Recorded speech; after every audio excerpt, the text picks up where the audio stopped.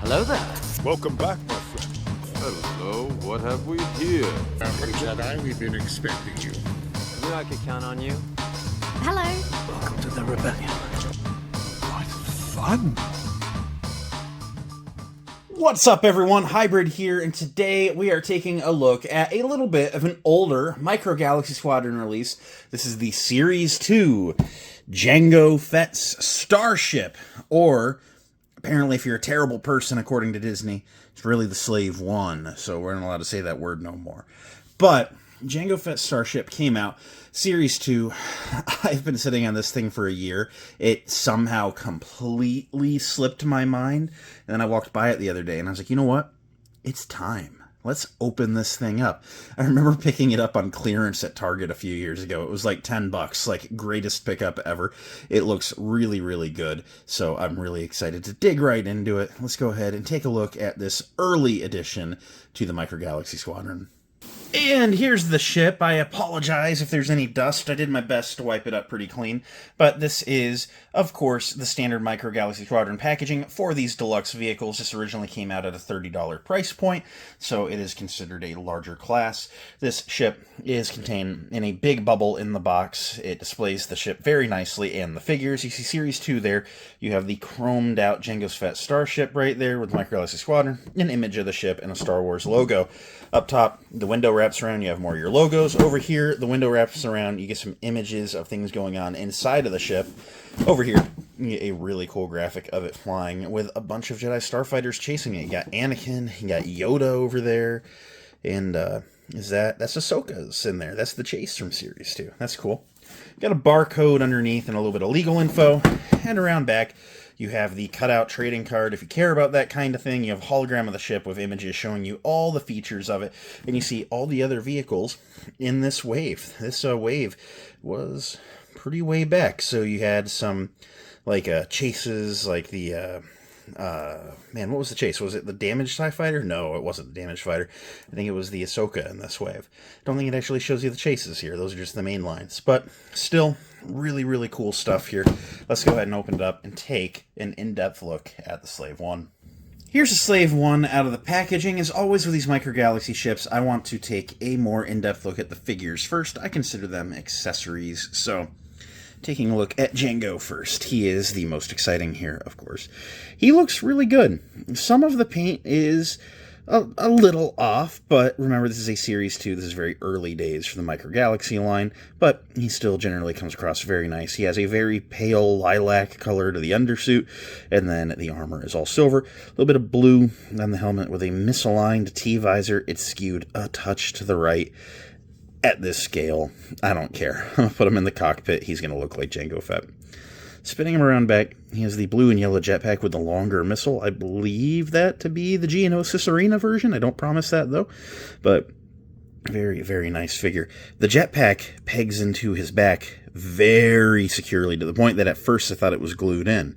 But I'm going to take that off, and we're going to talk about that in a minute. Because when you put him in the cockpit, he can't wear it, and there's storage for it.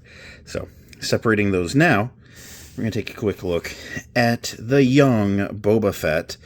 He looks pretty good. A little bit of smearing on the belt paint there, which is unfortunate, but he has very nicely sculpted hair. Even at this size, you can tell it looks very nice.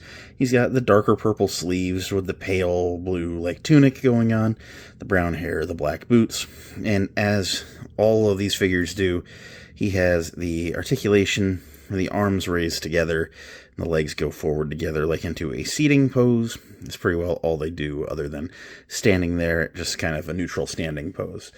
So, taking a look at the ship, I guess we'll start with the cockpit, because you do want a nice place to put those figures. So this ship has a very nice function, as we're going to talk about in the review. It has a balancing feature, just like the ship in the shows and movies do, where as it takes off, those wings, just on their own, fall into a flat position, right? Which is how it flies. There's no controlling that. As you begin to set it down, they begin to lay back down. And connected in is the seating area. If you watch, as we turn, the seating area gyroscopes inside of the cockpit, which is really, really cool. Opening the cockpit like so, gives us a good look. There's a lot of dead space up in this ship, unfortunately, but you do have that nice seating area, and I think the best way to get your figures into that seating area is to do it while you have the ship sat down like so, which does make it harder to film a review because there's no great angle, but we are going to go for it anyway. I'm going to lean it back first, give you a good view because it's not going to tip that way. You see, there are 3 seats. There are those kind of clamps that sort of hold a figure in. I think young Boba is probably going to be a struggle on that, but you see some nice controls there in front of the pilot seat. So let's go ahead and put Jango in a seating position and push him in, and you got to fish those legs. See, this is where it gets difficult because the cockpit is moving on you. But we got those legs through, and he's already tipped over in there. Not ideal. Very much a frustrating design.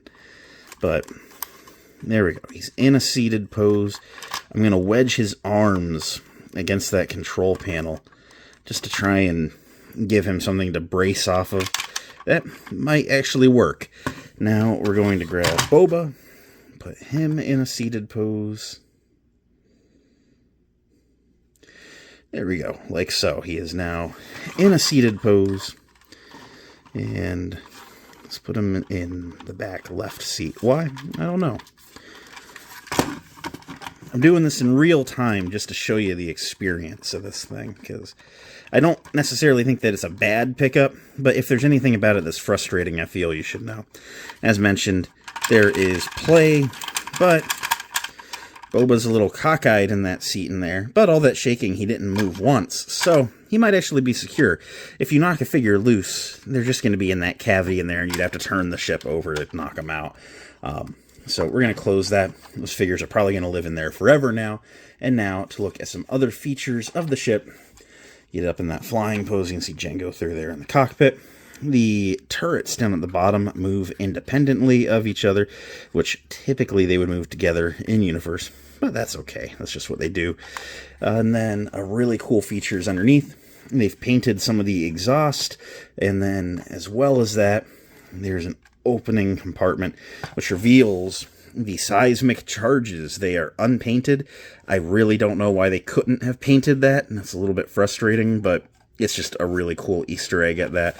The silver screws on the underside of this are very obvious, unfortunately, but what are you going to do? You're mostly going to have it landed on the shelf, or you're going to be kind of holding it and not really seeing them as you're flying the ship. But beyond that, you do get some interior access. This side over here opens on a hinge like so. That is not an in-universe thing. That is to help you get your fat fingers in there.